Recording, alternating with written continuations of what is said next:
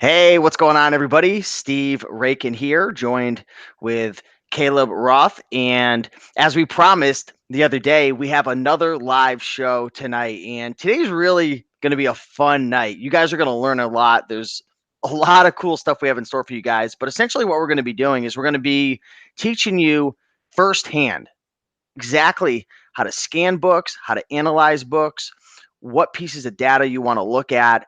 And essentially, after watching this live show, you're literally going to be able to go out, understand fully how to use a scanning app, how to analyze deals, and start, buying books to make some money. So if that sounds cool, you're going to definitely want to stick around. But we're here with Caleb Roth. He's one of the smartest, most knowledgeable booksellers that I've ever met. He's definitely a pillar in the community when it comes to selling books on Amazon. He is the founder of the scanning software Scout IQ, also the founder of the software eFLIP, which helps booksellers source books offline without having to go to thrift stores, garage sales, which is really cool. Online, I mean, and it's going to be a lot of fun today. So Caleb, welcome. How are you doing? What's going on? I'm doing well. Thanks for having me back. I'm always nervous after doing the first show, and a lot of people say don't bother coming back. So it's a joy to be back here with you.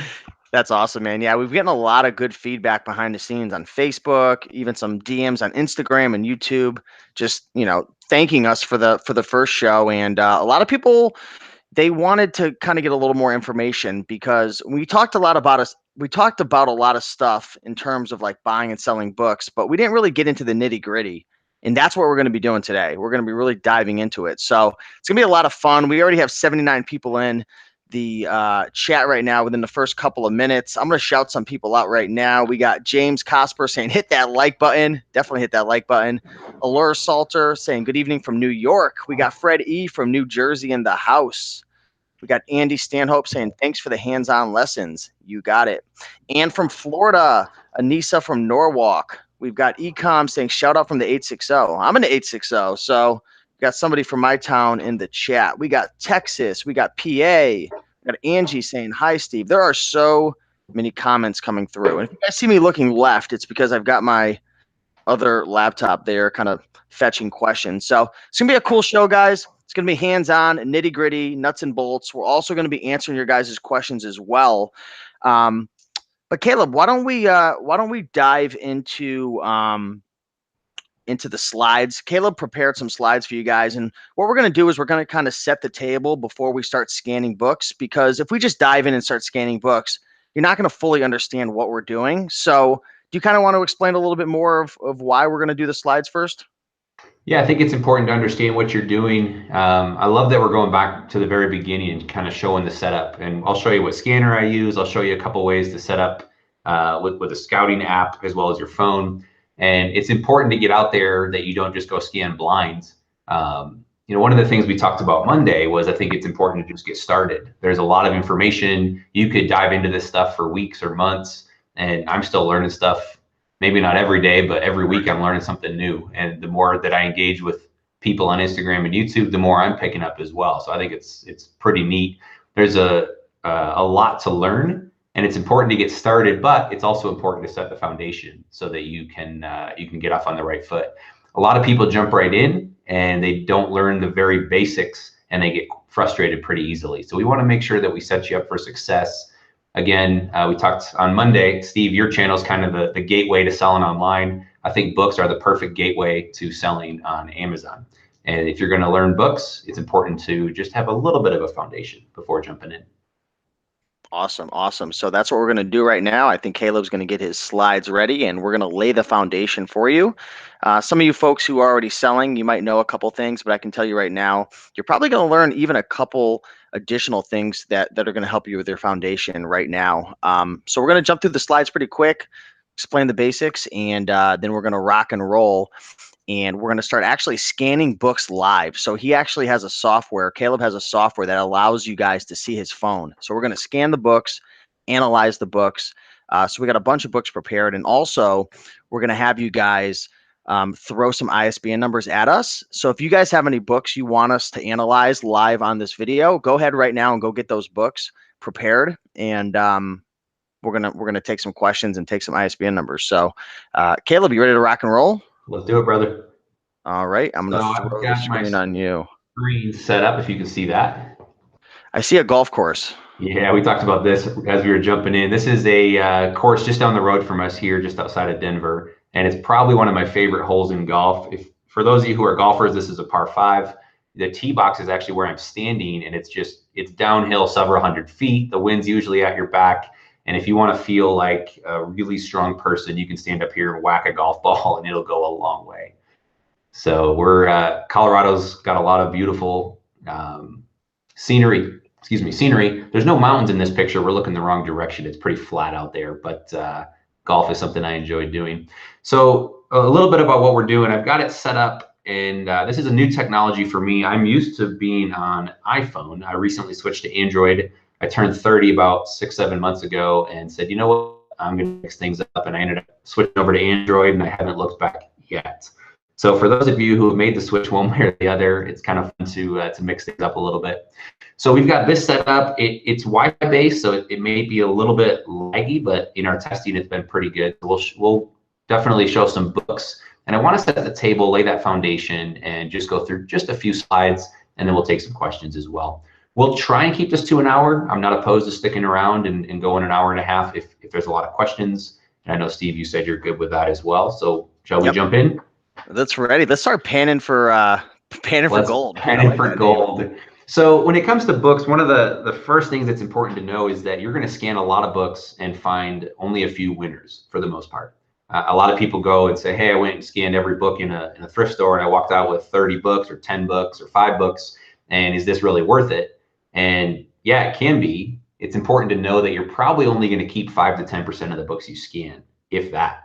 So when it comes to scanning, it's important to learn how to understand the data and what you're looking at, and then be able to do it very quickly. And that's going to help you get through several hundred books in an hour versus just maybe 50 or 75 if you're having to slow down and look at everything. So it's kind of like panning for gold. The more ground you can cover, the more water you can run through your sifter or sluice or whatever they call it, the better. So let's jump right in. If you guys didn't hear a little bit of the story on Monday, my background is in orthopedics. I used to work in the operating room. This is not a real bone, don't worry. This is a sawbone for testing. And so I sort of graduated from bones into selling books, and I haven't looked back since. My business is 99% books. I know there's a lot of people that start with the gateway of books and then go into other categories. For me, I found that if I focus on the one thing, and that one thing for me is books, then I'm able to really master it, to understand it, and to get kind of hone my skills, hone the craft, and get very good at it. And if you're able to build a business solely on books, I'd highly recommend it. And if you want to branch out at a later time, you can always do so. A lot of the skills you're going to learn here as it relates to understanding profits and understanding sales rank will apply to other categories as well. This is one of my better hauls, and I didn't pay a penny for it. This was built off relationships. Early on, it's kind of embarrassing. One, you're selling trash for a living. I go to thrift stores and pick up junk and resell it online. It's not very glamorous.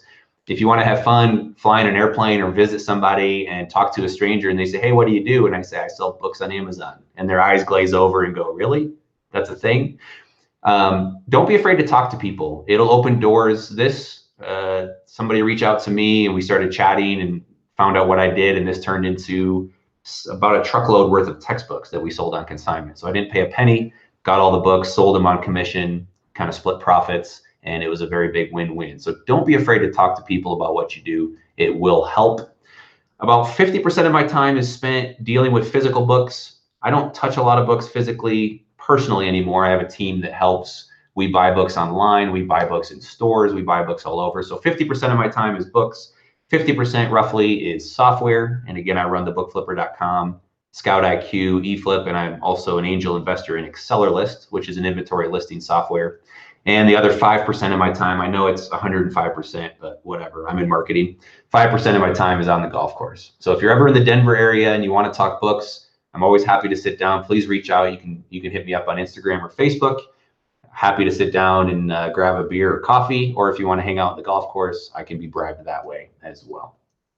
So let's jump in. How to interpret book data. And there's two things that are important as we lay the foundation. They are rank and price. And there's a lot of other metrics and variables that come into play. But if you understand these two pieces of information, and we'll explain it to you in more detail, if you can understand rank and price, you'll be set up at least for early success as you get started. So sales rank, a lot of you know I love sales rank. I talk about it often on my blog. I've got some YouTube videos as well. If you want to go super in depth on rank, check out my YouTube channel, Book Flipper Community. We'll go and just scratch the surface, but make sure you understand what we're jumping into.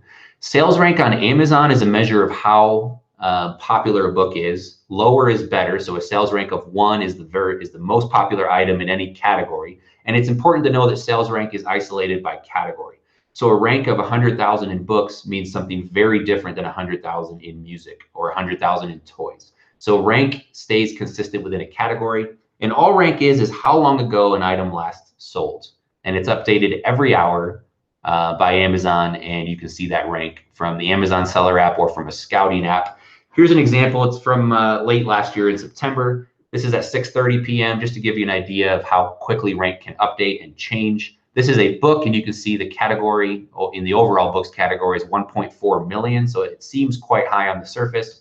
A couple hours later, not even 3 hours later, you can see the rank dropped all the way to 159,000.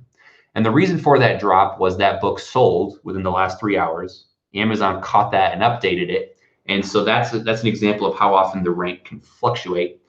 There's 2 main tools, and you guys will see tons of training out on YouTube. Steve, you've probably got some training out there as well as it relates to Keepa or Canva. So Keepa.com, they've got a Chrome extension, I think a Firefox extension. They've got really good data. What they do is they actually plot out the rank over time. So this green line is rank. We've got the time down below. So this is about 6 or 7 months worth of data. And you can see that and ranks over here on the right. So again, 0 or 1 is the best it can be. 1 million is not as good as, it is not as good as 1. 2 million is not as good as 1 million, etc. You can see over time what happens is a book sells. It typically drops to about 100,000. Keepa doesn't necessarily pick up on it immediately, but usually it drops to about 100,000. And if it doesn't sell again, the rank steadily drifts up. You can see it got over 2 million here. It sold another copy, went back up, sold another copy. So the Keepa charts or the camel charts tell you a story of what's happened to the rank, where rank is just a snapshot in time. So a couple interesting things from a chart like this. You can either map this out yourself or just use the free tools. A couple interesting things we can see is, one, we can count how often this book has sold in, for example, the last 6 or 7 months. So there's a sale, there's a sale, there's a sale. That's 3, 4, 5, 6, 7. This particular book, the rank has dropped 7 times in the last 6 or 7 months, therefore 7 sales. The other thing we can do is we can get an idea of how quickly does rank go back up. So these are all the same roughly increments of time, and this is, we're looking at the million range right here. And what it is roughly 5 days after a sale, give or take, the rank gets back up to 1 million. So again, we talked about on Monday that a lot of people shy away from books ranked higher than 1 million or 2 million. All 1 million means is that it sold 5 days ago. That's not very long in the world of books. And you certainly should not avoid books over 1 million. And we'll get into a lot of data on that. The second thing you can look at is how quickly it gets up to 2 million. And again, all these lines are the same length, and it's roughly the same period of time. It's a little over 2 weeks, about 17 days from the time a book sells until the rank is 2 million. So again, 2 million sounds like a big number. There's roughly 20 million books on Amazon that have sold at least 1 copy ever. So it's a huge database of books. However, 2 million rank may sound high, but it means it sold about 2 weeks ago. So if you guys have your computers or phones, you might want to take a screenshot of this. You can come back and watch the replay on YouTube later. This is kind of a sales rank chart I put together based off of books. And again, this is estimated. It's not precise. It just gives you a rough number. So a couple key numbers to keep in mind. A sales rank, if you see anything under 100,000, it's probably selling multiple copies a day. It's kind of below that magic number of 100,000. That's a good place to be. A rank of 100,000 means it just sold in the last hour, and that's a good book. 500,000 or 500,000 sold roughly 3 days ago. Again, 1 million, we like big round numbers. 1 million means it sold about 5 days ago. 2 million, give or take 2 weeks. 3 million, give or take 4 weeks. 4 million, give or take 6 weeks. So again, don't be afraid of really high ranks, because a lot of these still will sell, but rank is just a snapshot in time. So this is my own data. This is over 25,000 books that we've sold or listed with a minimum of 6 months on the market. So again, a lot of people say don't list books over 1 million. Here's my books between 1 million and 2 million at the time I listed them. If they've been on the market at least 6 months, I've sold over half of them. So again, if you're leaving those books behind, you're potentially leaving a lot of profit on the table. No surprise, the best ranked books, 0 to 10,000, I've sold almost all of them. I've sold 90+%. And as we go up into even 5 million and higher, I've still sold 1 out of 5 of those. So what that means is as you're developing a scouting strategy, you need to factor in rank. Because if you go in and buy anything that you can list for $10, for example, and you end up loading up on books ranked 5, 6, 7, 10 million, you're not going to sell very many of them. You might not sell enough to make enough money. So be careful. Lower is better. Don't be afraid of high ranked books, but make sure you adapt a strategy that factors rank into the equation. So this is not very scientific. I'll show you just a couple charts and then we'll get into the examples. Sales rank here, so low over here, high sales rank over here. Again, high sales rank is not great. High is 2, 3, 4, 10 million, and your target profit. The lower the rank, so if your rank is 100,000, you should be willing to accept $2, $3, $4 of profit because it's almost guaranteed to sell. As the rank goes up, so if you're scanning books, they're 3, 4, 5 million. Again, you shouldn't be accepting profits in the $2 and $3 range because you're not going to sell enough to make it worth your time. So it needs to go up. And the reason I didn't put exact numbers on this is because it depends on your strategy, depends on your cash flow, depends on how much time you have. If you're a bulk seller, if you're buying books by the truckload, your strategy may look a little bit different, but these principles will still be the same. The other piece is a little more complex, but the other piece that plays into it, again, we got rank on the bottom, good rank over here on the left, terrible rank on the right, and then price. Steve, you sell 100% prime or a little bit merchant fulfilled? So I'm like pretty much 100% prime right now. I rarely ever sell with books, merch, maybe other products at times. Okay. So I'm 100% FBA or prime, which means I don't fulfill my own orders. Merchant fulfilled means you sell out of your house or your place of business. When a customer buys the book, you package it up, you ship it out, and it eventually shows up to the customer. Prime or fulfilled by Amazon means I list all my books at once, send them off to some magical warehouse somewhere in the US, and Amazon handles all of that for us. When the rank is really good, 50,000, 100,000, 200,000, I price much higher than the merchant fulfilled prices because someone is willing to pay extra for Prime. It's called the Prime price bump. That's very prevalent when it comes to well-ranked items, especially textbooks. As rank gets higher, 2, 3, 4, 5 million, I sort of ignore the other Prime prices and I usually price closer to merchant fulfilled. So again, these two strategies of the higher the rank, the higher profit you should be targeting, and the higher the rank, the more you should ignore Prime offers and look at merchant fulfilled. This sets the strategy as you get out there and scout. And this may not make a lot of sense. I promise it will in a minute as we jump in and start showing some examples. Steve, I don't know if you remember this. I don't think it was a Super Bowl ad, but it was a John Deere commercial, and they kind of got this phrase going. And it's kind of catchy. If you haven't seen this, go type in this phrase into YouTube. It's kind of a funny video. But there's kind of a tagline. They say, "It's not how fast you mow, it's how well you mow fast." And that's kind of the same thing when it comes to book scouting. It's not how fast you scan. Speed is very important, but it's how well you scan fast. If you fully understand rank and price, and we'll show you how our app kind of helps you with that, you can go through books very quickly, especially if you have the right setup, and make good decisions. And again, if you can get through 1,000 books in an hour, you're going to pull out a little more gold than someone who's only getting through 300 or 400 books in an hour. So our mission at Scout IQ, again, Scout IQ is a scouting app. It's got a database, so it helps you with speed. And if you ever get stuck in a library sale in a basement with no web connection, you can scout without having any access to Wi-Fi or a cell signal. You can also use live mode as well. We'll show you both of those. Our mission is we leverage data. We're data junkies around here. We're going to help you scout smarter, not harder. So again, it's not just about speed. We've got that as well, but we do a number of things to help you make really good buying decisions. And let me jump in really quick for the people who are watching the replay. There's some links in the description. So the second link, there's a free 14-day trial that we got for you guys. So if you guys want to try out the app for free, it's the second link. Go check it out, and you can play around with it. Perfect.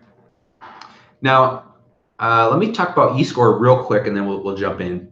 So in the past, all we had to make decisions was rank and price.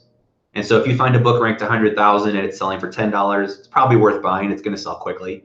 Versus if you find a book ranked 5 million selling for $10, you should probably pass. Again, you should build your rules based on that.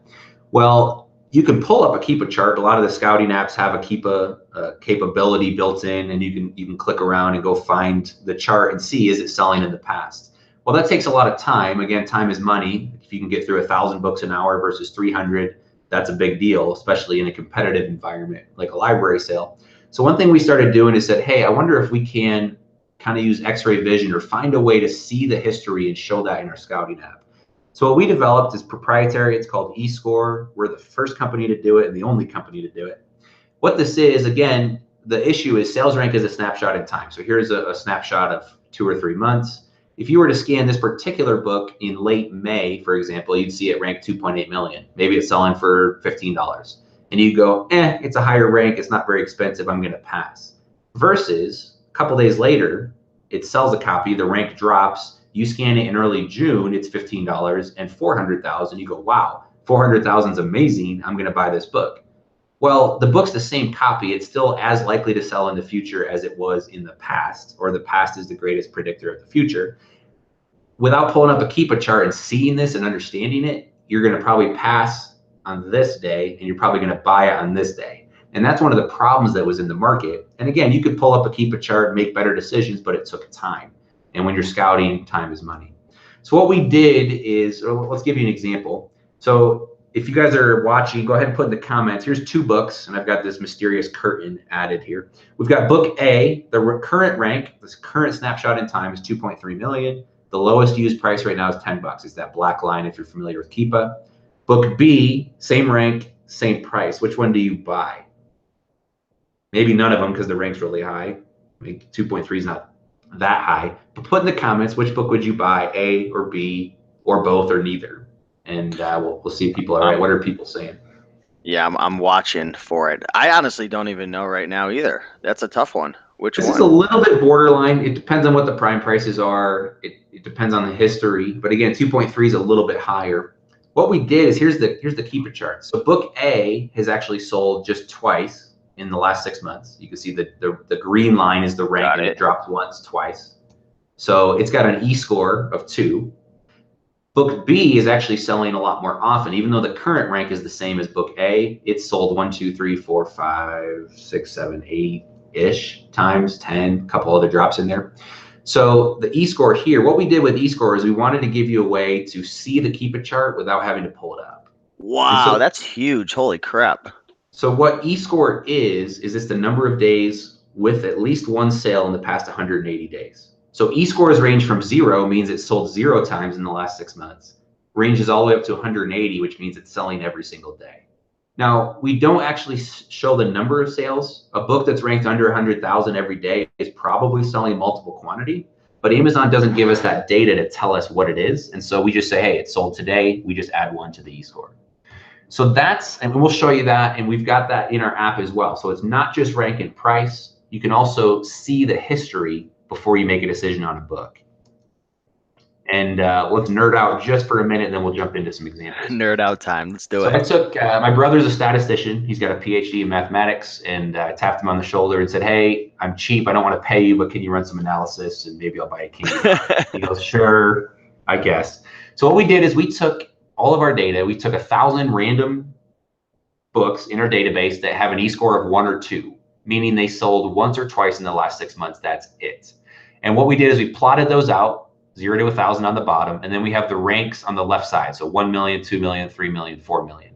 You can see most of them are clustered between 3 and 4 million. So most books that sold once or twice in the last 6 months have a current sales rank of roughly 3 to 4 million.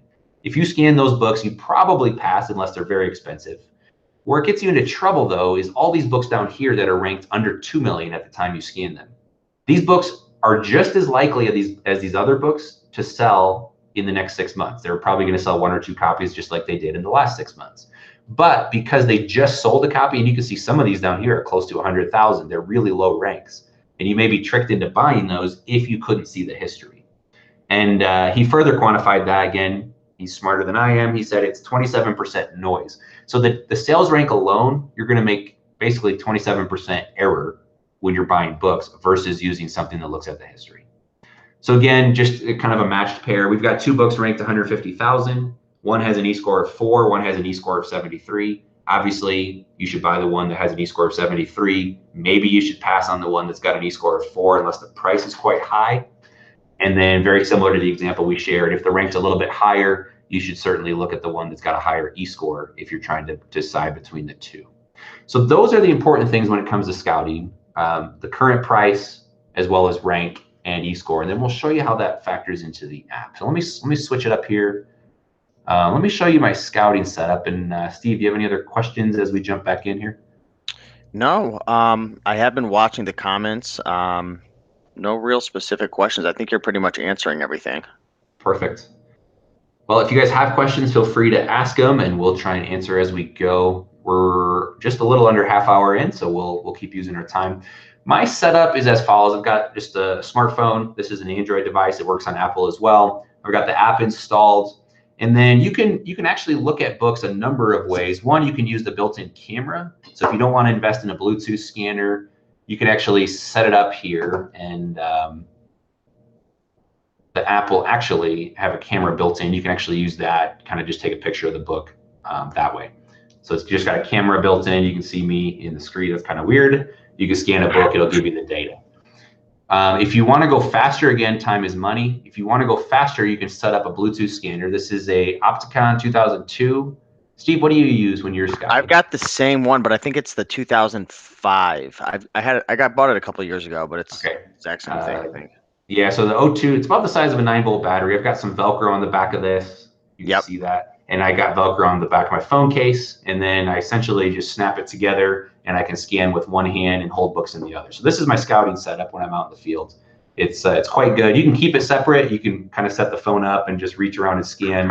But I like having one hand free. So if you ever see me in the field, I've usually got a little setup like this. I've seen a couple people do that today. The funny thing is, I was at the thrift store today in my town, and I saw somebody scanning. They were using your software because I saw the Scout IQ on their phone, the setup. That's awesome. But what I see a lot of people doing is they lean the phone up against the books, and then they use like the Bluetooth scanner, like bend over and get in the. I think they have like trigger setup or something. I'm not exactly sure, but. Yeah, you can do it that way. We've got some audio cues as well. So when you scan books, you can hear it kind of say, da-ding or eh, based on if it's good or bad. So a lot of people like to, I call scout blinds. They'll put the phone in the pocket. They'll just use the scanner and they'll use earphones or Bluetooth earphones and kind of go undercover. The leaning up against a shelf isn't bad. If you're at a library sale and there's 50 people or 200 people in the room, I like making sure I keep everything on me because I might not find it again. So that's my setup. Actually, one thing I just learned, I didn't realize this before. If you don't want to spend the money on a Bluetooth scanner, you can get these refurbished on eBay for 75 to 125 bucks. It's not a ton of money, and if you're serious about books, you should jump in and do it. You can get a cheaper scanner for 10 or 15 bucks on Amazon. This is just a USB scanner, nothing fancy to it. If you have a newer iPhone, or you can find an adapter pretty much anywhere, but this is just a USB port, goes to your computer. This is a USB to USB-C, so this actually goes into my Pixel phone. You can actually plug in the scanner directly to your phone this way, and then scan books. Yeah, I didn't realize you could do that. Are you serious? Yeah, so if you're on a budget and don't want to spend the money, this is a little probably cumbersome to walk around the thrift store like this. I would crack up if I saw somebody doing that in a thrift store. That would be the funniest. That's smart though. If you're on a budget, do it in budget. $10 for this, probably $3 or $4 for the adapter, and off you go. So. Oh man, that would be the funniest meme ever online. Yeah, you'd probably be made fun of. But again, even if you're at home, a lot of times you forget to charge these things and you got to wait for them to load back up. This is a great option to have at your disposal if you want to set that up. So that's my setup. And let me share my screen again, and we'll walk you through a bunch of examples. While he's setting it up, I want to know right now, we have 171 people watching live right now. I want to know who is enjoying the show so far. If you guys are enjoying this, do us a big favor and go down below and smash that like button. We only got 73 likes with 170 people watching. So there's 100 people who are just, I think they're so busy just taking notes. But take a second, hit that like button. Also, if you guys are enjoying this software that he's using, you want to learn more about it, you could check the links down below. There's a free 14-day trial. It's the second link. There is a 3-month special, which we'll talk about later on. But yeah, with that being said, if you guys are liking it, let's move on to the fun part, which is we're going to be scanning, right? So yeah, I didn't show you on the screen. Actually, I didn't find a ton of books. I actually looked in our database for a whole bunch of examples and tried to cover a range of examples. So I actually printed those out on paper. We're going to scan some barcodes and find some books that way. Again, I'm connected to my computer with the phone via Wi-Fi, and we're chewing up some bandwidth here. And I think my wife was watching Netflix earlier. So if this is laggy on the screen, I promise it's not laggy on the app. But let's scan some books and walk through it. So what we do, this is going to be in live mode. Let's just walk through the app basically, just to give you an idea of what you're looking at. It's just a lot of numbers on the screen. And Steve, can you see my mouse if I'm moving it? Yep, I can see your mouse. I can see your screen. Perfect. We'll try and use that a little bit. So what you do when you scan a book, you can see the picture, the title, the weight, the ISBN. You can kind of see that data. Then we've got up here, we've got the rank. So 23,000. K is 1,000. M would be million. The e-score, this is as high as it gets, over 151. Again, e-score is 0 to 180, and it's how many days it's sold in the last 180 days. Any trade-in value, sometimes Amazon or a third-party vendor will actually just give you cash for the book.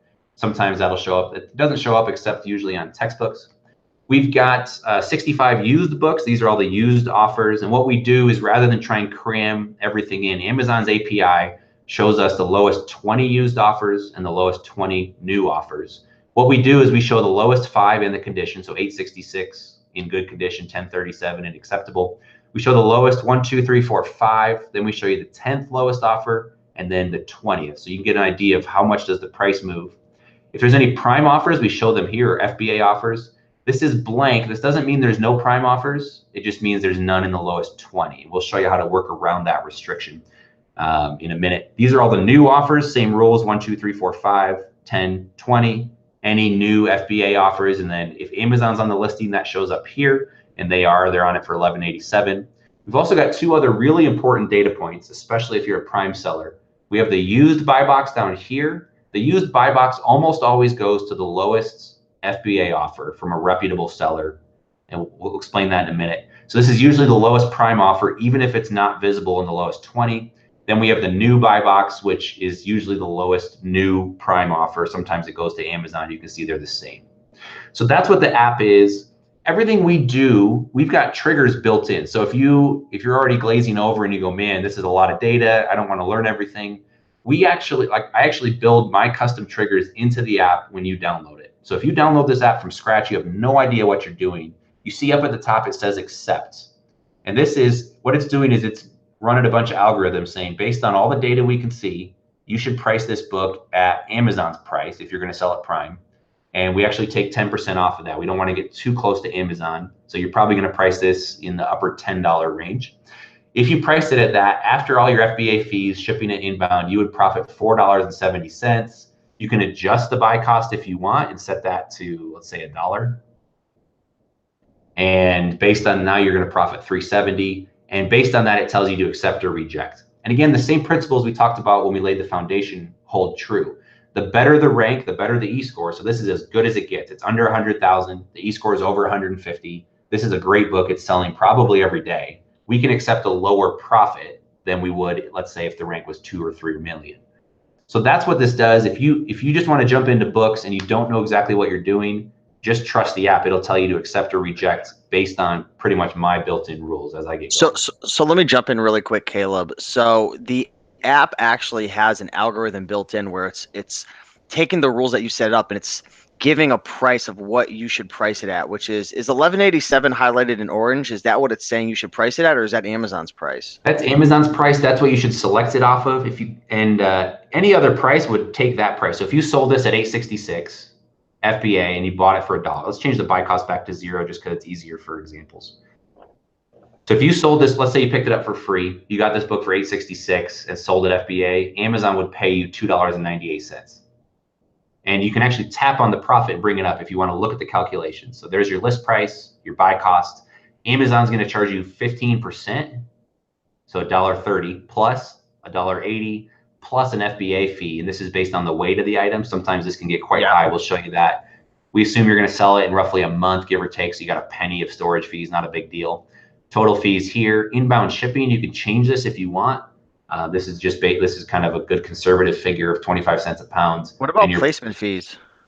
You could add that in if you wanted. You could add it to your buy cost. I think Okay. placement fees are what, 20 cents an item?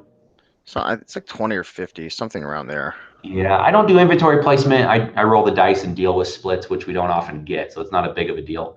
Okay. But if you want to add other costs, or if you want to try and add fuel costs, you can add that into the buy cost if you wanted. Cool. So this is FBA. If you wanted to sell a merchant fulfilled, it's a little bit different equation. You don't have to pay the FBA fees for outbounds.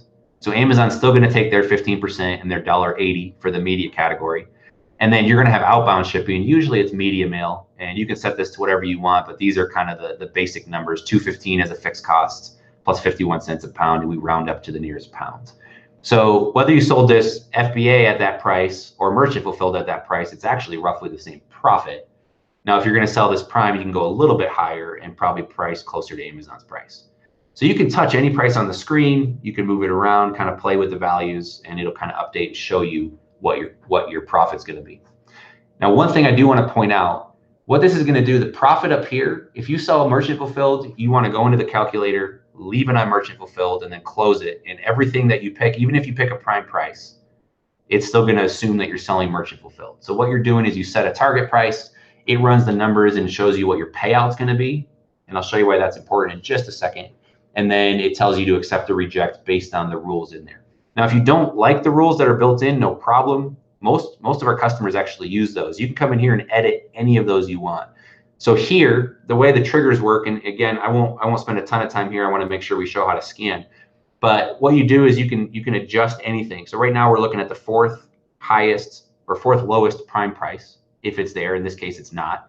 We're going to look at the highest visible used offer next. We're going to compare to the used buy box. And again, if you want to see all this in detail, I've got about a 90-minute video called Scout IQ Keynote Speech. You can look that up on YouTube.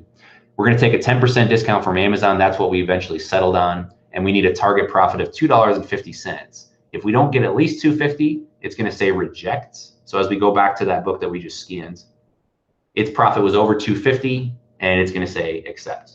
If you're fine making $1, again, if you're selling bulk, a lot of people are fine making 50 cents because they pay nothing for the books.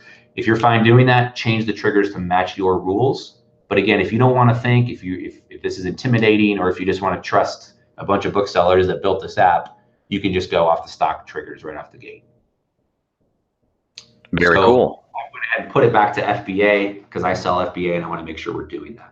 So that's the data on the screen. There's a couple of links down here. You can actually click on the Keepa link and bring up the Keepa chart. You can do the camel chart. You can see if anybody will buy the book on Book Scouter, or it's kind of neat here. This is actually will bring up all the Prime offers. And we can see only Amazon's on this. If there was any used offers, they would show up here as well. But the only Prime offer is Amazon, and you never want to price higher than Amazon. So we make sure we stay away from that. So that's the app. Let's run through a bunch of examples. And again, if you're watching this and have books that you want us to analyze, by all means, put those on the YouTube comments, and we'll pass those over to me. Yep. I'll be pulling those and putting them in the chat for you, Caleb. So do your thing. And for the folks who want to pass along an ISBN number, post it in the comments and I will give it to Caleb. But yeah, let's rock and roll. If I see any questions coming in, Caleb, or if I have any questions, I'll probably just stop you and ask away just to make sure everyone's on the same page. Sounds great. So here's the second book. Again, there's no Prime offers. You can see the Prime column is blank. It doesn't mean they're not there. They're just not in the lowest 20. Since we're only looking at 16 offers, we can assume there's no Prime price. Amazon's on the listing really cheaply. All the other used offers, some of them are higher than Amazon, which is probably repricers that don't know what they're doing. In this case, we're going to price 10% under Amazon, or roughly at $9. The profit if we sold FBA would be $2.55. Now, again, on the first book we showed, the e-score was 150, more than that. So it's selling all the time. This one's only selling 29 times in the last 6 months. So we need a higher profit tolerance. And again, if you're looking at this book going, hey, it's selling 30 times in the last 6 months, it's selling a lot of times, 5 times a month, and I'm happy with 250, go ahead and adjust the triggers so you can buy that yourself. But that's, again, how it works. Let's keep going through and show you more examples. And again, I'm entering these with a Bluetooth scanner. Here you can see the rank is very high, 17 million. Even though the book is expensive, again, it's rank and price. The price on this is $75. If we sold it here, we'd actually profit nearly $60 from Amazon after all the fees are factored in. But this rank is so high, e-score is 0, meaning it hasn't sold in the last 6 months. it's not likely to sell again in the next 6 months, especially with a rank that high. So the app is going to tell you to reject it. Now, again, depending on your risk tolerance, or if you can pick it up for free or 50 cents, you may want to roll the dice and send it in, but just know that you may end up sitting on this for quite a while. Would you for something like this, since it is like priced so high, even though the rank's high, would you maybe do a quick double check on eBay to see if it's selling? Sometimes I do. I don't really sell anything on eBay. Again, I don't want to fulfill anything, so I tap into FBA exclusively. I know a lot of sellers that'll take high rank stuff like this and they'll merchant fulfill it. And so they'll have kind of they call it a long tail. So anything that's got a high rank is referred to as long tail. It's not likely to sell. And I know a lot of people that have just a bookshelf or two in their basement or their garage, and they'll just have a long tail bookcase. And if one of them sells, they're usually expensive, and it's worth the effort to package it up and ship it out. And that way you don't have to worry about spending the money to ship it to Amazon. You don't have to pay them for storage fees. And it's just, it's kind of a risk. And if you don't sell it in 6 months or a year and you want the shelf space back, no worries, throw it away and move on to the next one. So let me show you a couple examples. One is that the weight of the item matters. You can see down here it's 0.45 pounds. I've got two, call them a matched pair if you want, but I've got two books that I'm going to show you. One is a lighter book. And again, the app is going to tell us our target price on this particular book should be $17.99. That's the lowest prime price that's visible here. You can see that the buy box matches that. Again, the buy box is almost always the lowest prime price from a reputable seller. In this case, we can sell it for $17.99. The book weighs roughly half a pound, so not very much. Our profit after all the FBA fees is a little over $10. That's a great buy. eScore, it's selling 18 times in the last 6 months. So it's doing pretty well, roughly 3 times a month, almost once a week. The other book here, let me show you a second book. We're gonna get roughly the same list price. So instead of $17.99, we got $17.94. But the first book actually gave us a profit of over $10. This one is just over $6.50. So it's about $3.50 less. And the reason for that is this is a textbook. This weighs nearly 4 pounds, and you're gonna pay a lot more in shipping. Again, if you ever have questions, you can pull up the calculator in the corner. You can see here that the FBA fee on this one is nearly $6, and that's based on the weight of the item versus the first book we looked at. Again, roughly the same price of $17.99. If we look at the FBA fee here, it's going to be much lower, $3.19, because that weight is a lot lighter. So it's important to understand, we don't look at list price. Back when I started scouting, the tools on the market didn't have the weights in the database, and so they actually couldn't make accurate profit calculations. It doesn't matter what you sell the book for. When I started, we used to target $8 or $10 for a book. I don't even look at the list price anymore. I just look in that top left corner at profit. And if there's enough profit there, then I will buy the book. And again, the higher the rank or the worse eScore is, the more I want that profit to be. So let's look at a few more examples. Let's dive into the buy box. It's really important to understand that if you're going to sell prime, it's going to be really good. And Steve, I see a bunch of these ISBNs coming through. So Ken, Marcy, Anissa, we've got a bunch of those. We'll jump in and actually go through some of your ISBNs in a minute. Let's explain the buy box. If you're a prime seller, it's very important to try and get the buy box. Amazon doesn't tell you exactly how to get it. Some of their own kind of proprietary algorithms on the back ends. But here's what we do know about the buy box. It usually goes to the lowest prime price. It usually doesn't go to you if you're a just launched seller, and you do have to be a professional seller. So you have to pay the $39.99 a month to qualify for the buy box. And then your seller metrics, feedback score, all those things play in, but usually it's the lowest prime price from a good seller. So let's show you a couple examples of why the buy box is really important. So like I said, the FBA column a lot of times, scanner hooked up here. The FBA column a lot of times is blank. That doesn't mean there's no prime offers. It just means they're not in the lowest 20. So in this case, we can see the used offers start at $568 and go up to $1174. This price, the used buy box, is higher than any price we see here. The reason for that is this is the lowest prime price. And you don't have to take my word or the app's word. You can actually click on this Amazon icon and go through. So we're going to click on that, bring it up. The app's saying $14.81. Let's go look through. There it is, $14.81. So this is the lowest prime price. Someone else is a penny higher. They didn't get the buy box, so booking it's probably going to get the next sale from a prime buyer. And then Green Birch will be second in line, and Never Ending Store will be third in line. So whenever you see the FBA column being blank, it doesn't mean there's no prime offers. It just means they're not in the lowest 20. So you always want to key in on the used buy box, and the app will do it for you. And but if you want to understand what's going on, that's a good tip. Very good tip. Look at a few more examples. Here's another one that's similar to that. FBA column is blank. Again, that doesn't mean there's no prime prices. It just means they're not in the lowest 20. If we look at the used buy box, we see it's higher than any of the prices above it. Therefore, it's probably the lowest prime price. Let's click through and check. And sure enough, $13.99 is the lowest prime price. So the app's going to do that for you. If we sold at $13.99 after fees, we'd make a little over $4. Again, the app is set up to be a little conservative. This is selling fairly often. And if you're happy with $4, you can certainly adjust your triggers to say yes or no. Let's show you one more example. So here's another book. There's no prime offers. We see the used buy box is actually lower than any prices we see here. And if the used buy box was a prime offer, it would actually show up in here because it's in the lowest 20. The reason for this, if there's no prime offers, period, we'll click through and look. If there's no prime offers, Amazon will give the buy box usually to the lowest merchant fulfilled quality seller. And you can see when we click through on the prime offers, we see there's nobody selling it. This is good. If you're a prime seller, you can buy this book and be the only prime seller on this title.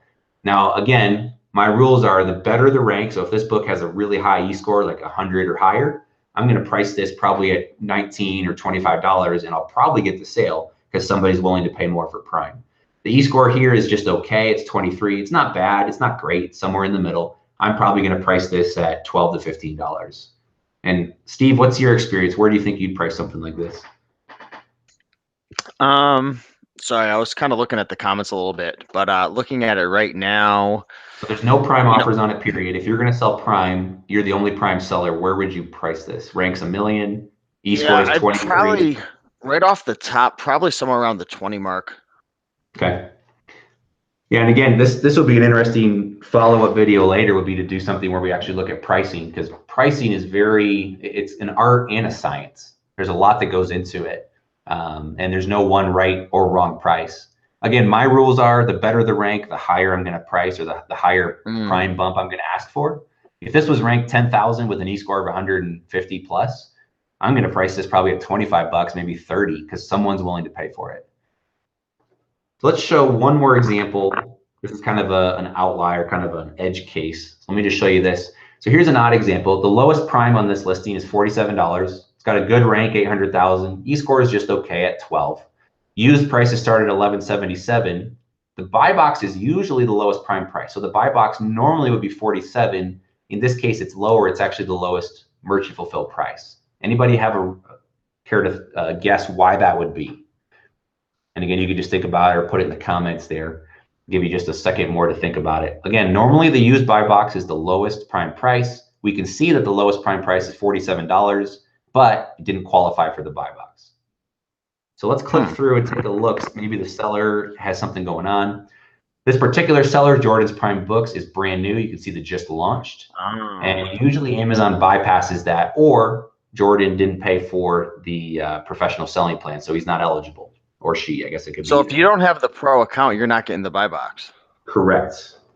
Wow, that's a good thing to know right there, because I was just having people today on a live stream asking what are the benefits of having that pro account besides saving that dollar fee. That's a big one, that buy box. Wow. Yeah, so the pro account, you're going to save 99 cents an item that you sell. Amazon's going to charge you extra. So if you're selling 40 items a month, the pro account pays for itself. You should do that. The second reason to have a pro account is with the new storage limitations. Amazon's going to limit you, I think it's 10 cubic feet. Forget roughly how many books that is. It's not a lot. It's 500, give or take. Don't quote me on that. But you're limited to 10 cubic feet unless you have a pro account. Then you have unlimited as long as you meet the criteria. And then third is this reason alone. And buy box, especially outside of books and media, buy box is very important. And even within books, it is important. A lot of sellers say, yeah, the buy box doesn't matter. It's just a bunch of foo-foo. I've got a friend down in the Texas area who sells a lot more books than I do, several $1 million a year. And they, for whatever reason, about a year ago, there was a whole buy box snafu where a bunch of sellers didn't have access to it. And it was a glitch on Amazon's end. They eventually cleaned it up for most sellers, but not this guy. Their sales plummeted. And I asked him to quantify. He actually was about to fly up to Amazon and try and knock on the door because he couldn't get a hold of anybody in customer service. He was going to go to Amazon and pick it with a sign and a T-shirt, be like, "Give you the buy box back." He was that frustrated. When the buy box switched back on, he looked at his sales from the 2 weeks that it was off to the next 2 weeks. His sales dropped 50%. Wow. So the buy box is really important. It's important to sell Prime because you can qualify much more easier than if you sell merchant fulfilled. And it's important to be a pro seller account and keep an eye on your metrics as well. Awesome. So that is kind of an in-depth, that was kind of book selling 2.0, but that's kind of an in-depth into the buy box, why it's important and how to read into that as we're looking at it. So we've got some ISBNs in the comments. Should we jump into those a little bit? Yeah, absolutely. So I did send you a couple of them. So let's rock and roll and help some people out. Yep, and I'm gonna have to type these in. Apologize if I get them wrong. This is one that Ken had posted. So here's the ISBN. The rank is 264,000. E-score is 56. The other things I look at the lowest price. So even though like Scout IQ, based on the algorithms behind it, is saying you should price this at $12, that's the lowest Prime price currently. And if you listed it for $12, you would profit $2.60 after all the fees are calculated. Because the e-score is just okay, it's not great. It's the triggers are saying reject. So Steve, how about you? If you saw a book that is selling fairly regularly, once every 3 days, and you could get $2.60 back, would you list the book? Personally, I wouldn't do it because I'm not a high volume seller. So I'm looking for books that have more of a profit. So my triggers that I would set up would probably agree with the one that you have already set up. Yep. And again, if you're getting the book for free and it's $2.60, it's likely to sell. You're probably gonna get $12. $12 compared to $7 merchant fulfilled is not that much of a premium. Sometimes it's helpful to click and look through. Let's go look at the Prime prices.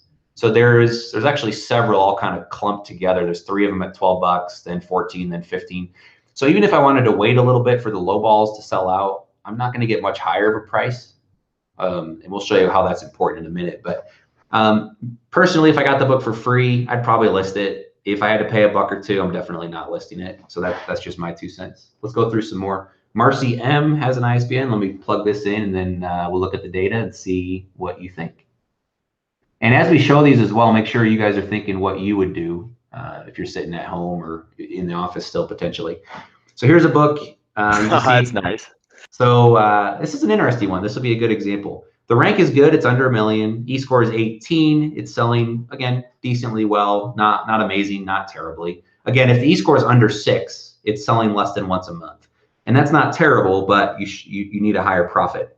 The lowest merchant fulfilled prices start at $16, $15.90. That's good. It's not a $6 book. It's a $16 book, and they go up from there. The lowest Prime price is $90, and the lowest new starts at 56. Amazon's not on the listing. So Steve, first question, would you buy the book, yes or no? Yes, absolutely. Okay, what if you had to pay $4 for it? Would you buy the book? I would buy it for $4. The only thing that's making me a little bit uncomfortable, and I'm sure you're getting ready to dive into it, is the big separation between the merchant and the FBA price, considering the e-score is not like amazing. Exactly. So if this was a textbook, if the e-score was over 100, it's still pretty high. I don't know that if merchant fulfilled $16, I don't know if I'm going to ask for 90. Now, if I can, maybe I would, but the e-score here it's not amazing. It's okay. So you're exactly right. This is a big price gap. I probably wouldn't price this as high as 90. I would probably, go ahead. Oh, sorry. So I was going to say, what would you price it at, and what's the new price? Because I always like to look at what the new is going for as well to kind of weigh out, like, are we in the right ballpark? Yeah, so new is, I don't usually factor in the new as much. I know a lot of people like to price under the new price. If you're selling Prime, then you get to set, what the market's going to do. So someone that's going to buy a Prime book cares about getting the book quickly. They might want to buy a new book, but if it's not their Prime, then you got to be careful. This particular one does have a new Prime price at 56, so I'd probably stay under that. And my rules, we can get into pricing at another time. My rules, if the book is selling, I try and bucket into 3 categories: slowly, medium, or fastly, if you want to call it that. So slow, medium, or high. And if it's high, I'm going to ask for a huge premium. If the book is selling a medium amount, I'm going to ask for a medium premium. If the book is like an e-score of less than 6, I'm not going to ask for much of a premium at all. So in this case, if the e-score is 1 or 2 or 3, I'm probably going to ask for $19.95. I want to be the next sale and just move that book. If the e-score is where it is here, it's probably low to medium. I'm probably going to price 25 to 35, somewhere in there. And if the e-score is really good, I don't know that I quite go as high as 90, but I go 50 or 60. Very cool. Awesome. So That was a great example right there. So thanks, Marcy, for that. Let's go through Anissa or Anissa. Sorry if I'm saying it wrong. Let's look at your book.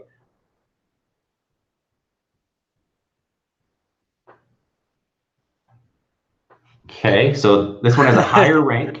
That's not a good e-score right there. E-score is 1, and again, it's only sold once in the last 6 months. So in this particular case, and again, I'm more of a technical guy. I'm more looking at the data versus the fundamentals. I'm not looking at the book trying to figure out if someone's going to buy it. I'm just looking at the data saying, hey, is the rank good? In this case, no. E-score is pretty low. It's not 0. At least it sold once. So this book's probably going to sell 1 copy in the next 6 months based on what we're seeing. I need this lowest price to be much higher. Again, when the e-score is really low, Scout IQ ignores prime offers. In this case, the lowest prime is 822. The reason I know that is FBA is blank, but the used buy box is higher than any other price we can see. So in this case, I know this is the lowest prime price. We can confirm that by clicking through. There it is, 822, good old Jensen books. So best case, even if I listed prime, I'm going to probably undercut them. I probably come in at $7.99. And because it's a heavier book, nearly 3 pounds, I'm actually going to lose money at that price. So, and people ask this all the time. Why do people sell books at a loss? Well, once the book's in, you got to pay 15 cents to destroy it or 50 cents to ship it back to you. So if you can sell it for less than a 15-cent loss, you're good. The other thing is this already factors in shipping. If we change this down and lose the 66 cents, let's say once it's there, it's already there. So they're not going to pay the extra 66 cents. They're actually going to make 7 cents of profit if they sold at that price. And that's okay. You know, it probably wasn't a great buy, but at that point, they at least liquidate the inventory. So this book is a hard pass for me. I don't know if you think differently. Yeah, I mean, that's pretty black and white for me. So I would definitely pass. Sure. Okay, let's go through a few more, and then I see some other questions coming in. And Steve, feel free to jump in if you see something else. This is Allure Salter, and we'll jump in and look at your book. This is a lot of fun, guys. If you're enjoying this, be sure to let us know in the comments that you're having fun, that you're learning something. And of course, you know, share the video. If you have a Facebook group or anything, share this with some people that you feel could benefit. So appreciate you guys. Mixing ISBNs here as we go, trying to do 2 things at once. Oh, or it could be a wrong ISBN. Allure, if you want to try again, that ISBN didn't work. Let's go to MMM or double M more, whatever it is. Let's try yours. All right.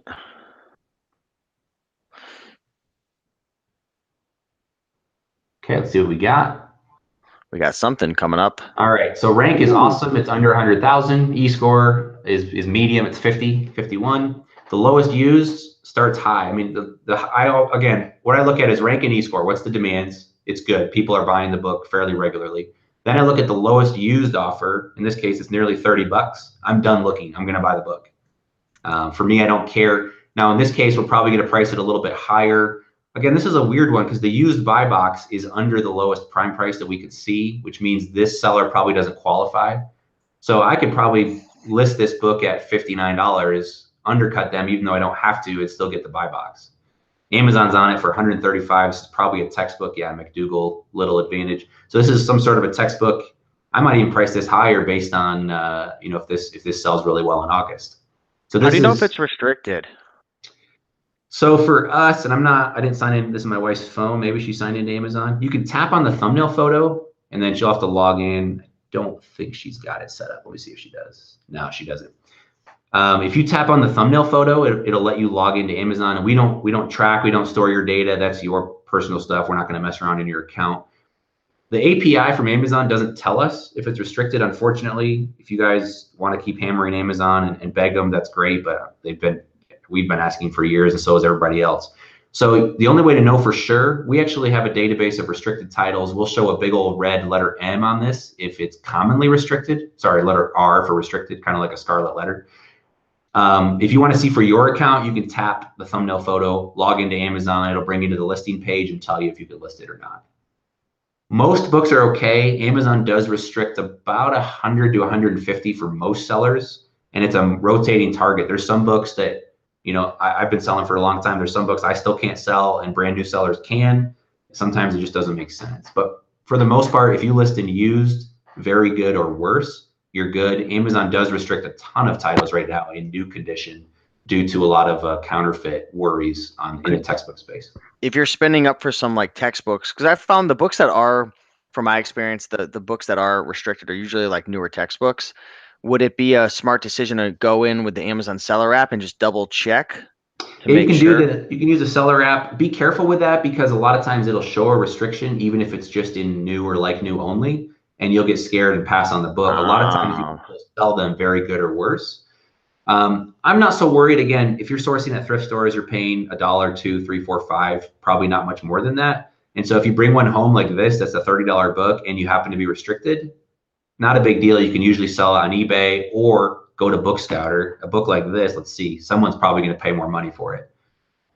So this will look at all the various wholesalers, and someone, Valor, it's actually owned by Follett, if you guys are familiar with the space. You can get $20 for this book right now, not even try and sell it. You can just cash in for 20 bucks.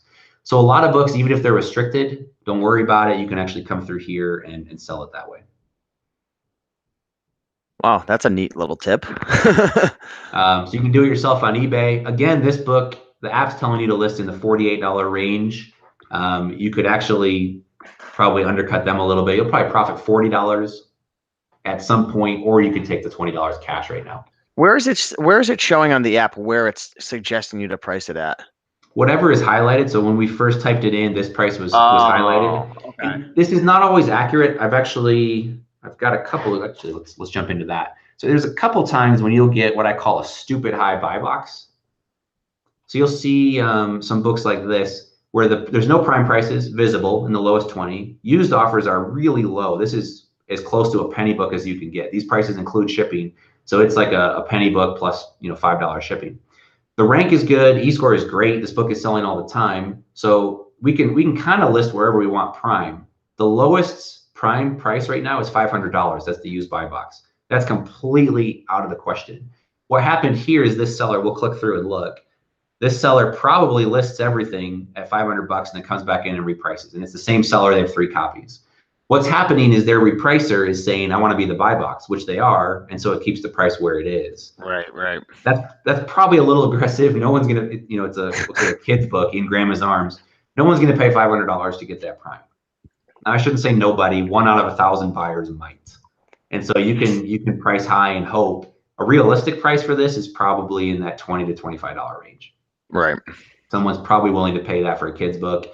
Maybe not. And you can always start there and then after a couple of weeks, drop it down to, 15. So that's what I call stupid high. So this, again, there's 2 decisions to be made. One is, should I buy the book or not? This is artificially inflated. 500 bucks is out of the question. It's stupid high. However, you should still buy the book because you're going to be able to sell it for 15 or 20 or 25. That's not a problem. Pricing, it's a different question. It's Scout IQ does a great job, but again, we're seeing limited data. We're only seeing 20 offers out of 70. We can only make so many good decisions based on that. We have a $10 super chat. Do you know what a super chat is, Caleb?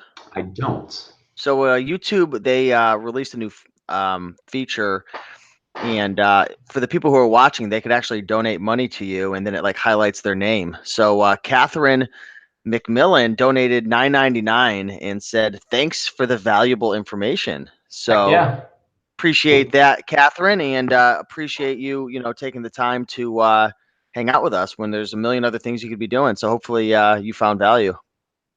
Awesome. Let's look at a couple more crowd answers. This is Jay Ramsey. So Jay, if you're still on the call, here's your book that you had given us. So again, I always like to start in the corner based on where Scout IQ is already saying accept the book. Again, we've got a buy cost of 0. That may change if you go up to $2, $3, $4, but it's already saying accept. So I'm getting excited. The rank is good, 300,000. E-score is in the middle, 67. It's selling well every 3 to 4 days. There's a ton of used offers. The more used offers, the a little bit more scared I get. I'm still going to buy the book. The lowest used price starts at $9. So all these things are good. I'm going to buy the book. The lowest prime or the used buy box is 1967. Now, one thing I do, this looks like a textbook, cognitive psychology. It's heavy like a textbook. So this is the lowest prime price. I actually might price this higher. So the app is telling me, yes, you should buy it because you can at least get 20 bucks for it. However, we may get more. I'm going to click through and look at the prime prices. There's 2 at 20, then it jumps to 21. Okay, we've got a lot of prices right here. So I'm probably going to price in that $20 range and be the next sale, especially because Amazon Warehouse is on this listing. If I click through and this was 20 and the next one was 40, I'm probably going to come in at $39.95 and try and be number 2 in line and get $20 more. Again, because when number 1 sells out, then you're next in line, then you're first. Exactly. So I've actually got a couple examples of those as well. But yeah, you don't want to be the lowest prime price. Here's a couple of good examples of those. See if my notes hold true. I tried to look at a couple examples. So here's a good example. Good rank, decent e-score.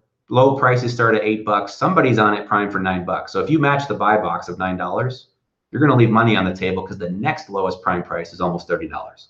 So this is a great example. Now, that's awesome. A lower e-score like this, I don't know that I go from 8 to 30. The lean CEO, a business person is probably buying this with a business credit card, so they might pay it. It's not a problem. You got to think who your buyer is. Let's click through and just validate. $9, 29, and then Amazon. I mean, I might price this at 29 bucks. I certainly wouldn't go at 9. I'll let Jersey Shore books sell out. I'll be number 2 in line, and you can pick your slot, whether you want to be 19 bucks or 25 bucks. 25 is also a really good price.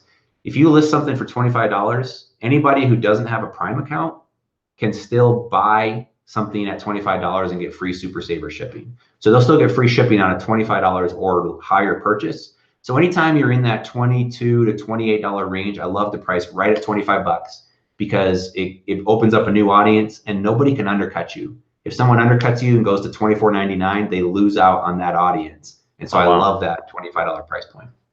Hey, you got a cool comment that I want to read, Caleb. Sure. From the Resell Magic said, "This is great information. Just downloaded Scout IQ yesterday and ordered an Opticon 2002 scanner today. Sold a few books before on Amazon without the scanner, so I plan on hitting it hard very soon. I am excited." Awesome.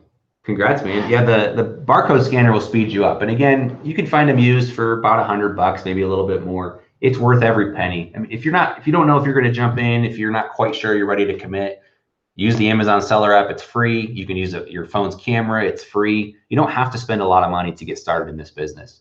But if you are serious about it, get an app that has a downloaded database that makes better decisions for you on the fly. Again, it's not how fast you scan. It's how well you scan fast. I'm probably violating a trademark when I say that, so don't quote me on it. But again, that Bluetooth scanner will speed you up. What other questions do you have? Well, Jamie Mack said, "Scout IQ seems like a game changer for books. Helps decisions buying books." Absolutely.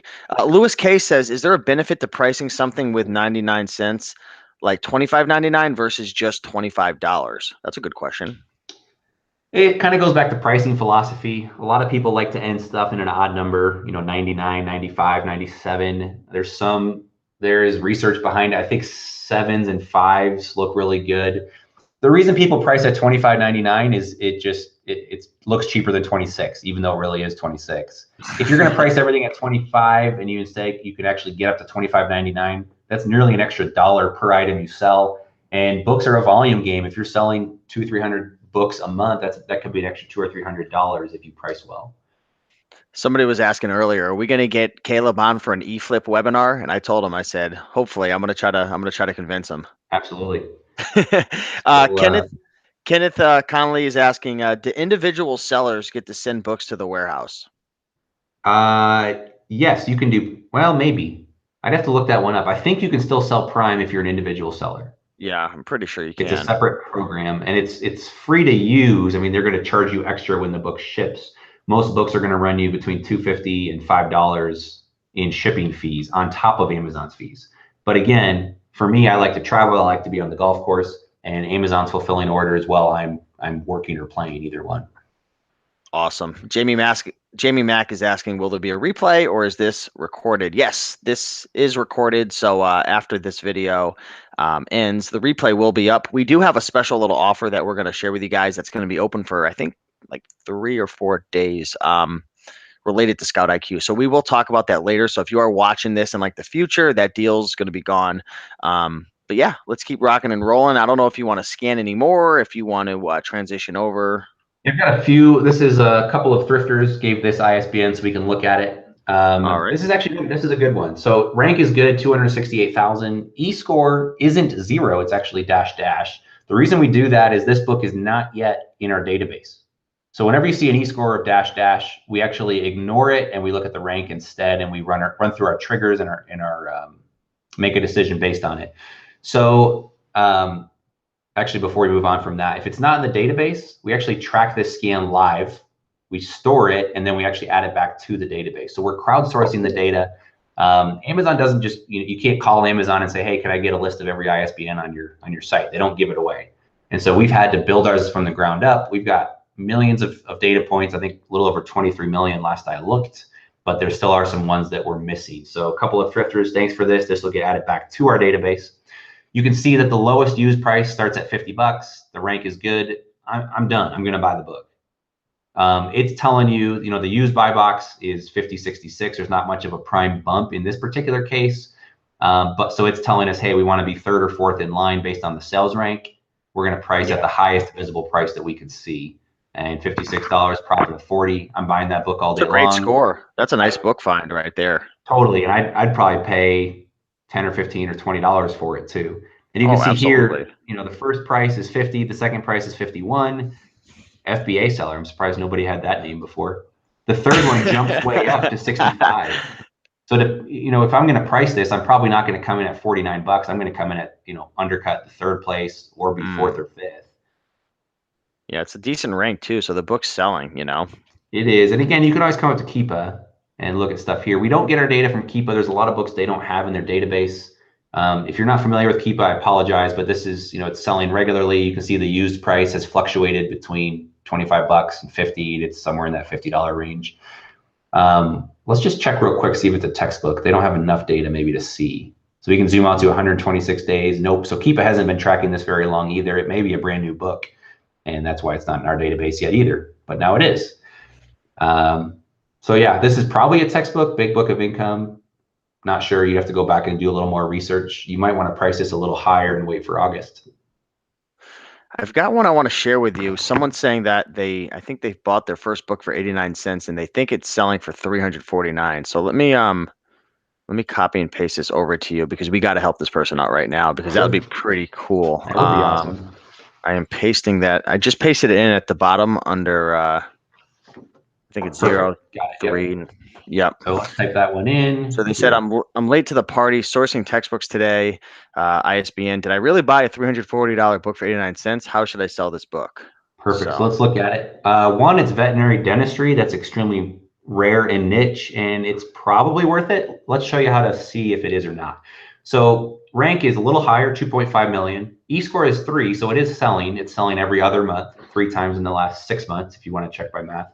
So this is saying, hey, you want to be number 2 in line, merchant fulfilled. If you're going to sell Prime, you could probably get $3.99. I wouldn't go too much of a premium because it's not selling very often. The way to tell if it's actually selling for this is to actually click that Keepa icon. Let's see if Keepa's tracking it. Okay, so you can see the green line here is the rank. Yep. And this is going all the way up. So this hasn't sold, at least in the last 3 months. Let's zoom out to a year. This may be very seasonal based on textbook. So you can see in the last 6 months, it's got 1, 2, looks like there's a second one here and then 3. So that's why e-score is 3. And you can see that this black line down here is where it's actually selling. And if you do this on a computer, you can actually like tap, oh, there we go. You can tap the screen and see where it sold. So what you want to do is you want to come in here and say, okay, this book sold when the black line or the lowest used price was here. So the used price back then was about 400 bucks and it sold at that price. I got a question. Oh, keep going. No, keep going. I'll ask you when you're done. Where the black line is flat line here, this book actually sold for $600. The lowest new price is $1,000. Wow. I think that's a little silly, but someone was willing to pay 600 bucks for it. So you definitely found a good book. This book is selling occasionally, and it's selling for well over $200 or $300. So very nice finds. So I want to ask you a question, Caleb, and I also want to ask everybody who's watching right now live. I want you to put in the comments say there was a bidding war on this book, maybe it was at auction. What's the most amount of money that you would pay for this book? This person who bought this book, I'm sorry, I forgot what your name was. It was Manzu. They paid 89 cents. What's the most you would pay for this book? If it got bid up to 200, would you pay that? If it got bid up to 80, would you pay it? Or would you only pay up to 20? In the comments, let us know what your number is. Caleb, what's the most you would pay for this book? I don't know if you've ever been to Austin, Texas, but out there, they put products behind the glass and they have these books out and everybody bids the highest price. It's crazy out there. What's the most you would pay? It sounds like a fun experiment, actually. I need to go. I will be in Austin in mid-August. If anybody down there wants to hang out, hit me up. We can grab a beer. So this, again, my rules, I don't have like hard and fast rules. It's not if the rank, each score is 3 and the price is this, and I'm guaranteed I'm willing to pay whatever. Because we looked at the Keepa and it's selling for between $200 and $600, I'm pretty confident with this price. If I'm going to sell Prime, I'm going to be the only Prime seller on it, so I get to kind of set the price. I would probably price this at $399, and I want to be the next sale. Nice. So let's just plug that in and look at it real quick, and I'll give you a rough idea. Man, this is a lot of fun. I've got my keyboard hidden. Hang on. All right, so if we price this at $399, okay, Amazon's going to pay us $331 after all the fees. Okay. Because the e-score is only 3, it's not selling that often. I'd probably be willing to pay almost $100 for it. Interesting. We got a bunch of people saying 65, 30, 100, 20, 40, 15. Matthew Osborne was saying 100 as well. Sweet, we agree. The other thing you can do, click on that Book Scouter link. Because the e-score is so low, there's probably not many people buying it. I bet it's about $5 to $10. So someone's willing to pay 22. So this is a wholesale price. You can get that price guaranteed. And this is actually an interesting experiment too. We've done it in the past. I don't know how ethical it is. Let me explain. So this rank is a little bit higher. A lot of these wholesalers bid based on the current rank. They don't necessarily have a system to track previous sales. They don't have like an e-score equivalent. Right. So they're saying, hey, based on a rank of 2.5 million, selling for $375, I'm willing to pay $22. They're very aggressive. Everybody else is under $10. If you were to watch this book and wait for it to sell one more copy, and now the rank is 200,000, you could actually come back in and look at the buyback prices, and someone might be willing to pay closer to 50 or 60. Wow, so that's cool. If you don't want to roll the dice yourself, you could actually wait for the sale to happen.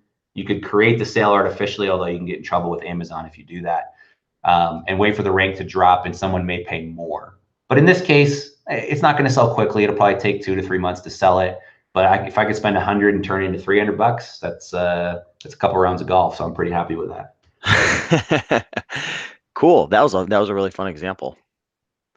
So, I don't know. Do you want to transition over and talk a little bit about our special deal and stuff? We are at the hour and 17-minute mark. So yeah, let's transition over. And if you guys have other questions, we can jump to those. I think we'll be done with the demo at this point. Cool. So yeah, if you guys enjoyed this video so far, well, first off, Caleb, thank you so much for the demonstration, man. Like I even learned a lot. Like I learned a ton in that video. If you guys learned a lot, let us know in the comments.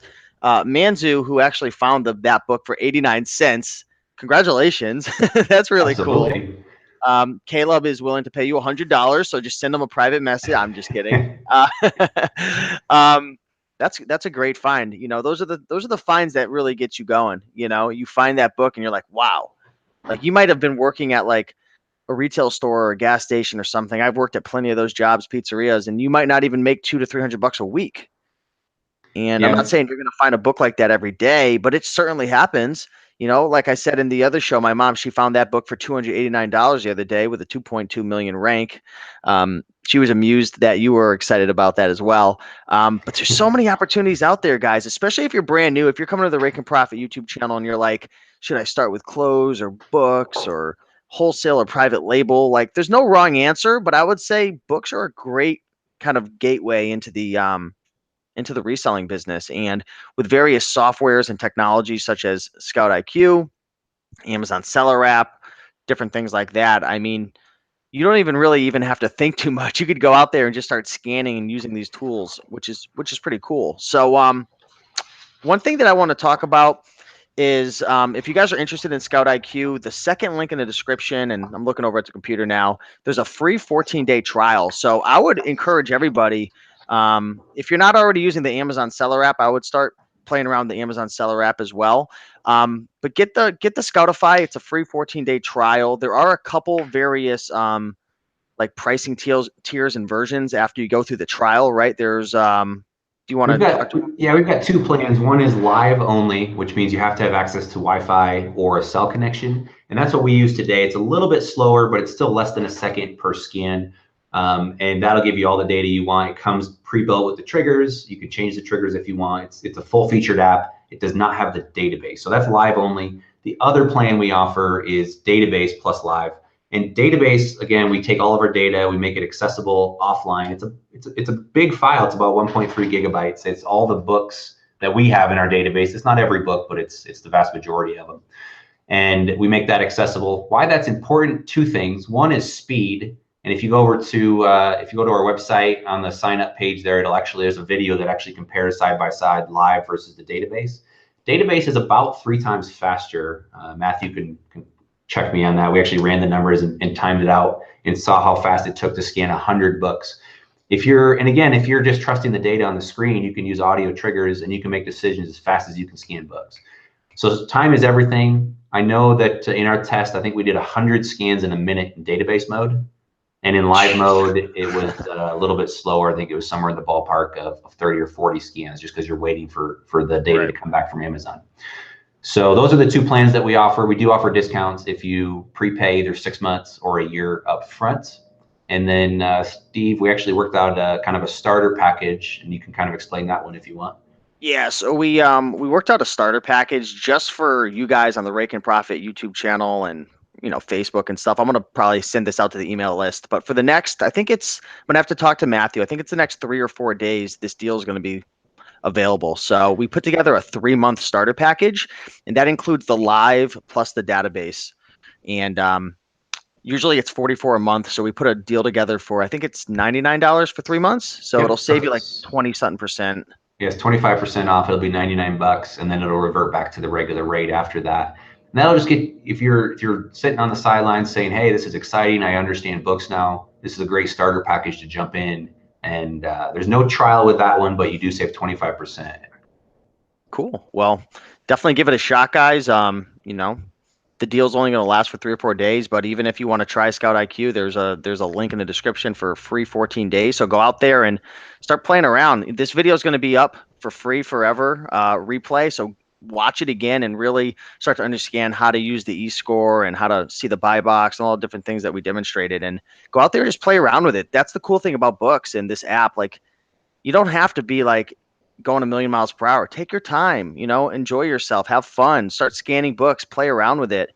And, if you stay consistent, you will have success. It doesn't matter how old you are. It doesn't matter if you've never had success in the past before. And I always use my mother as an example because my mom, I think she's 63 years old.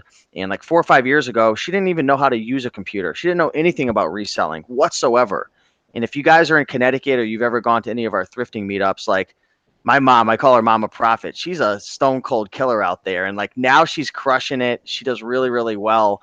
And to be honest, like I hope she doesn't take this the wrong way, but she was the last person that I would ever expect to be reselling. The last person. And now she's crushing it and she's inspiring a ton of people. So if I've been able to do it, if my mother's been able to do it, like you can definitely do it as well. So go out there and have some fun. And yeah, Caleb, appreciate you coming on, man. It was a lot of fun. We had like over 180 people watching like the whole entire show. That's So awesome. And if you're just catching the tail end of this, by all means, go back, catch the replay. We often talk about go find books, go scan books, go scout for books, and there's a big disconnect until you actually see it being done. So you can sit there, you can watch this video over and over, and hopefully pick up a few nuggets of information. And again, it's like mining for gold, just like the example where someone found that book that's selling for close to $400. Those books are out there. You're not going to find them every day, but it takes one of those books to make your week, and that can really change what you're doing. Like Steve said, what was your first job, Steve? Well, my first job was at a gas station, but I worked at Toys R Us, pizzerias, Cracker Barrel. I mean, I would work all week and make like $200. Were you pumping gas? So in Connecticut, we don't do that. In New Jersey, they do still. Okay. But I was just I was inside and I saw some crazy things over there. That's all I can say. I can imagine.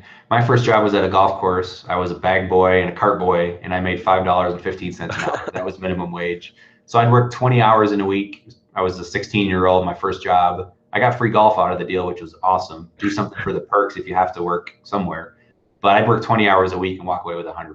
It's So finding crazy. $100 book out scouting, if you can do that in less than 20 hours of work, it's a pretty good gig.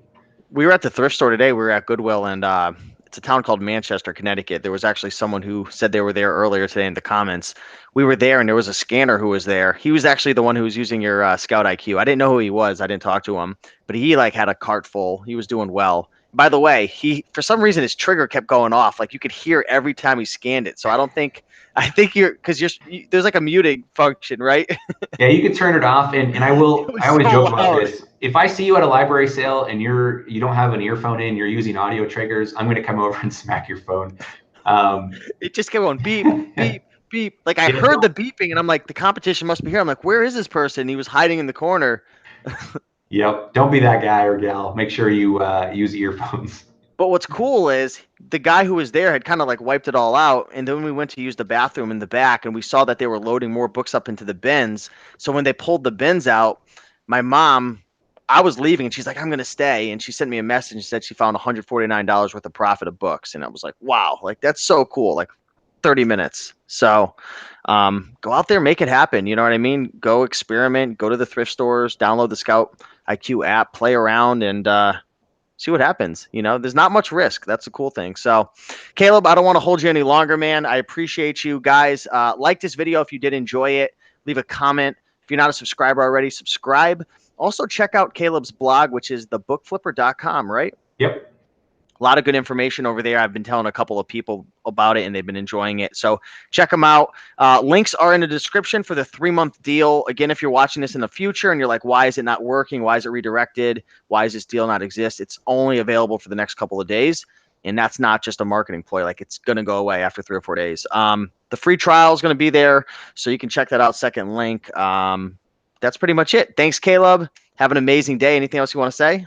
No, that's it. Thanks for having me on. And if you guys do have questions, I'll give my email actually. You can find us in the Book Flipper community on Facebook. You can hit us up at thebookflipper.com. Or if you have specific questions, I like to hear from people. You can hit me up at thebookflipper@gmail.com. And I almost always personally reply. Every once in a while, stuff slips through the cracks. But I love hearing from you. Like I said, I learn just as much from you as you do from me.